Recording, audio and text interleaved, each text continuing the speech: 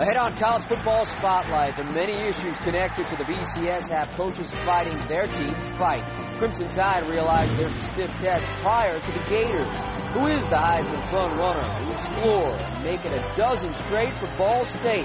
It's College Football Spotlight. It's brought to you by Allstate. It's next.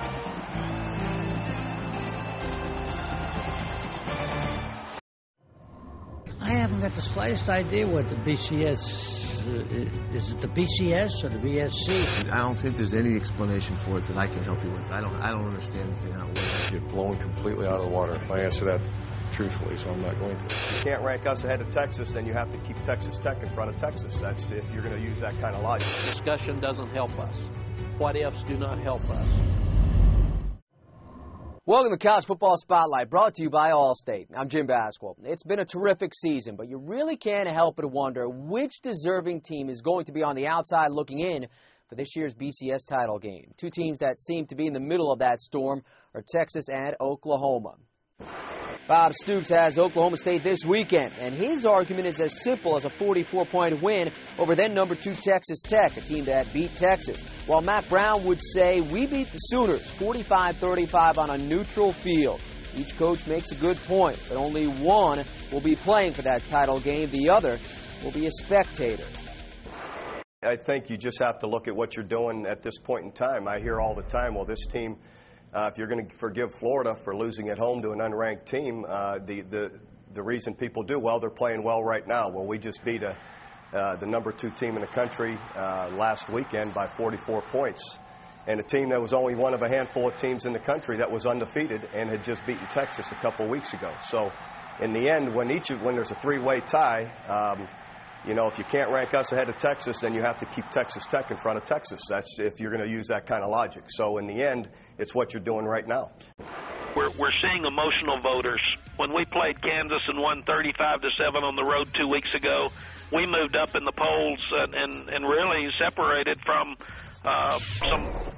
in some ways we got closer to Tech and separated from Oklahoma because they didn't watch them play.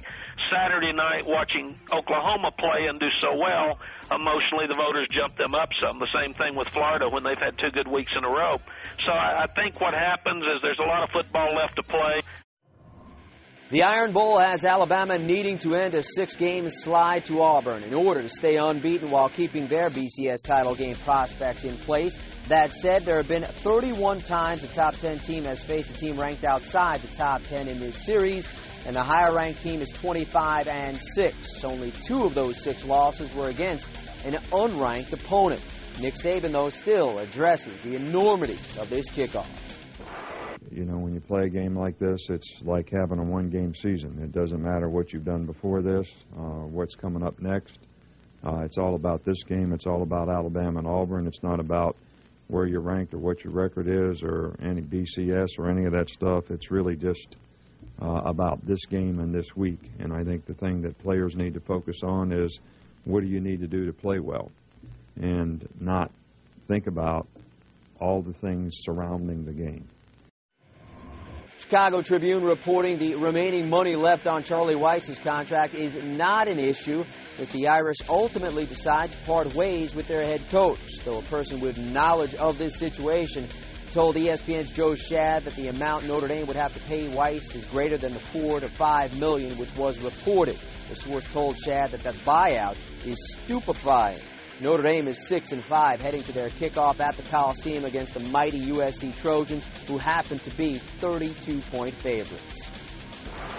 4 quarterbacks head the list of Heisman hopefuls, with Oklahoma's Sam Bradford joined by Longhorn gunslinger Colt McCoy, Texas Tech's Graham Harrell, and last year's winner, Florida's Tim Tebow. Molly Caron takes a look at the race for college football's most prestigious award. Thanks, Jim. December 13th is the night when the 2008 Heisman Trophy winner will be announced. We are essentially down to 4 candidates. All are quarterbacks, and 3 of them come from the Big 12. Sam Bradford of Oklahoma, Graham Harrell of Texas Tech, and Colt McCoy of Texas. Of the 3, Bradford has passed for the most touchdowns, Harrell has thrown for the most yards, and McCoy has the best completion percentage. The other candidate is last year's winner, Tim Tebow of Florida. Now, Tebow's numbers don't measure up to those of the 3 Big 12 quarterbacks, but Coach Urban Meyer calls him the best college player of this era. TEBOW has passed for 22 touchdowns with just 2 interceptions and rushed for 11 scores, and leading the Gators to the SEC title game. Now, we don't know which of these 4 guys will win the Heisman, but we do know a quarterback will earn the award for the 7th time in 8 years. I'm Molly Karam for College Football Spotlight. And if you look at another great opportunity for Tim Tebow, Sam Bradford as well, but I think it's going to be Colt McCoy. The reason is, I know he's going up against Texas A&M, a very bad defense, and a team that nobody respects. But it's Thursday night, Thanksgiving, national game on ESPN prime time. It's an opportunity that he really needs to go and have one more big game. Remember, everyone's going to go back and look and see Bradford versus McCoy. McCoy won that game in the shootout, Texas versus Oklahoma, against this defense that has ranked 100 in the passing efficiency in the nation. I think McCoy has a big game for the whole nation to see. If you remember, Tebow once said his vote would go for McCoy. Well, that may have changed, as the Heisman winner has a chance to become just the second 2-time winner, joining Ohio State's Archie Griffin in some rare company. Tebow's focus is on his team, though, winning a national title, which is what Griffin admires most. Tim is winning. I think that's got a lot to do with it. He is the leader on the Florida football team, and he's the thing that keeps them going. And I think that goes a long way in a person's voting. I think the winning part is the biggest with him being the leader. Well, there are a lot of distractions, and I think I've been blessed because I've had a lot of help dealing with those distractions and really keeping focus on the task at hand and my priorities, and I think that's really helped me. For the first time in 6 decades, Ball State has a perfect regular season. Mikhail Lewis ran for 3 touchdowns, setting a single-season school record, while Nate Davis threw for a score, ran for another, as the Cardinals rolled to a 45-22 win over Western Michigan, clinching a spot in the Mid-American Conference Championship game. The Cardinals' milestone victory capped their first perfect regular season since going 8-0 back in 1949. They dedicated the season to receiver Dante Love, the senior who sustained a career-ending spinal injury back in September. Boise State is home to Fresno State on Friday, and like Ball State, they are looking to finish the regular season unbeaten. They're 9th in the BCS, yet appear as a long shot of any consideration for an at-large bid in a BCS bowl. We talked to the BCS analyst, Brad Edwards, earlier this week about why the team from the Blue Field more than likely won't get a shot at playing with the big boys.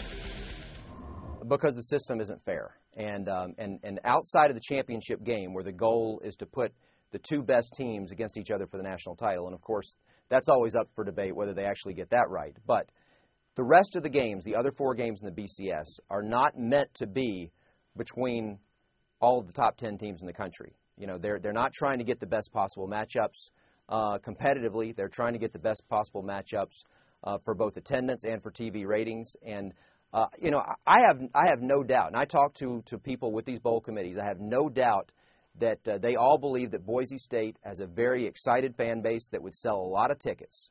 The problem is the choice is Boise State or USC or Boise State or Ohio State, and if you're Boise State, you're not going to win that battle, and that's why you're going to get left out of the BCS, even though Boise State's been on center stage and they performed against Oklahoma. They have, and that's what makes it even tougher for them to accept the fact that if Oregon State beats Oregon on Saturday, Boise State is not only going to be higher, they're going to be significantly higher than half of the BCS conference champions, yet they will not be in the BCS, and those teams from the Pac-10, ACC, and Big East will. The latest ESPN All-State standings have Alabama followed by Florida and Texas. But somehow, Texas Tech is ahead of Oklahoma after getting smoked by the Sooners in Norman by 44 points. You Red Raider fans need to see the light. USC is number 5, Penn State ahead of unbeaten's Utah and Boise State. This is your poll, composed by you, the fan, made up by visiting Sports Nation right here on ESPN.com. Don't forget, it's Texas A&M and Texas on ESPN tomorrow at 8 Eastern. We hope you enjoy your Thanksgiving and hope you'll check us out on Turkey Day as well as we fight the fight for why each of the nation's top 5 deserves consideration for that BCS title game. But that wraps College Football Spotlight, brought to you by Allstate. I'm Jim Basquel.